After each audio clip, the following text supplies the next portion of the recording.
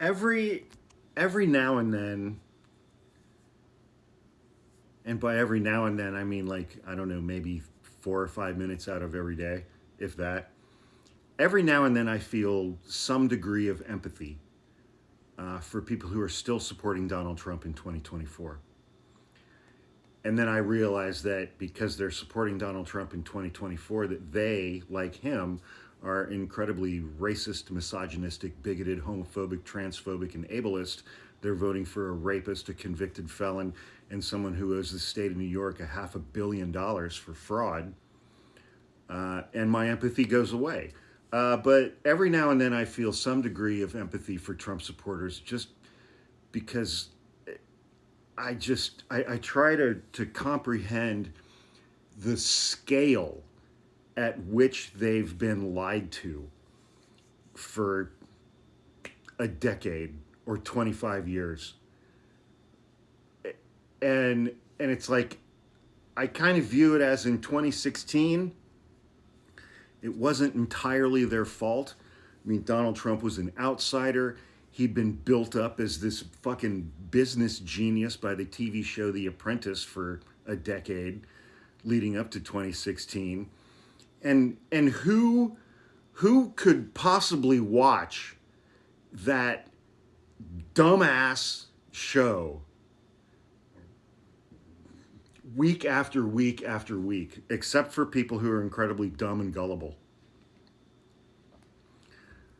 And it's just like, of course, it's like they watch that TV show for a decade, then he announces he's running for president, and they're like, he's a businessman, he's a genius, he's super successful. I want this country to be run like a business, and he hates Mexicans, so I'm going to vote for him. And and it was during the 2016 election that I learned that racism can actually be rephrased as economic anxiety, because all of Trump's supporters in 2016 had economic anxiety, which I learned later on was just racism and bigotry. But I can't begin to fathom what it must be like. And let's think about this for a minute. Let's take a moment, okay?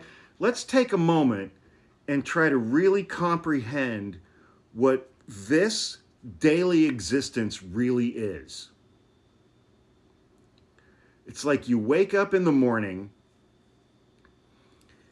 and you have a bass boat or something parked next to your garage that has Trump's picture and says Trump all down the side on both sides of your bass boat.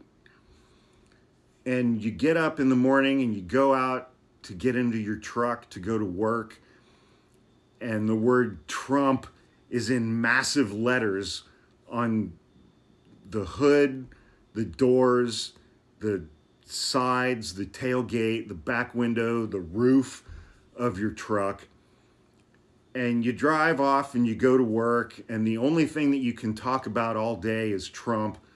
And you get home after work and you turn on Fox News or OAN or Newsmax or Right Side Broadcast Network, and all they talk about is Trump and how amazing Trump is.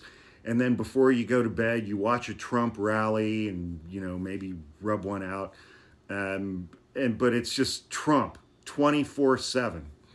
And you have Trump hats, you have Trump shirts, you have Trump shorts, you have Trump shoes, you have Trump NFTs, you have a little frame thing on your wall that has a piece of one of his suits because you bought that too. And you have a Trump gold coin, and you have Trump plates and a Trump mug, and Trump pants and Trump socks. And you've substituted your entire identity as a human being for Donald Trump.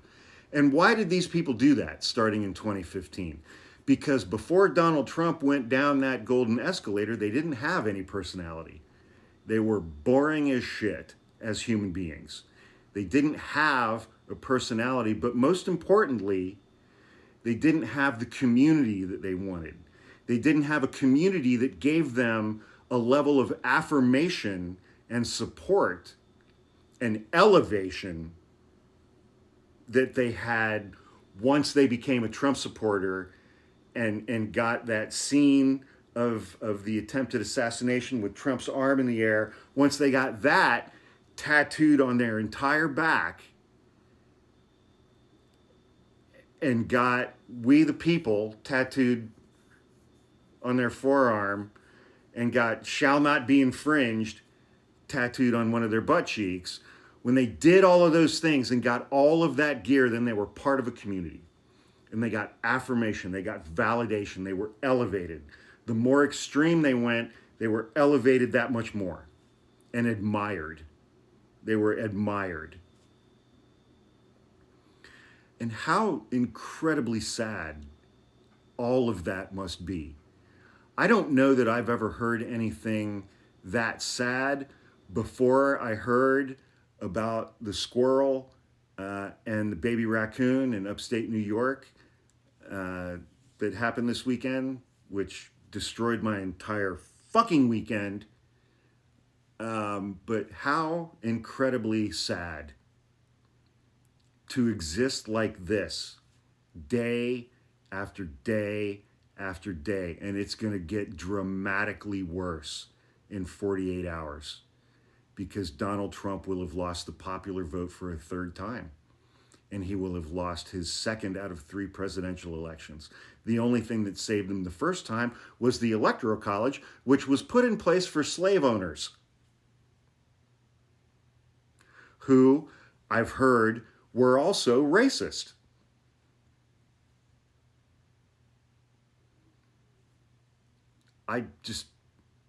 And think of the family relationships that these people have absolutely fucking shredded for that man. Their kids don't talk to him. They've gotten divorced. And the only other people that they get to hang out with now are other Trump supporters who are exactly like them. Can you even imagine how fucking horrifying that must be?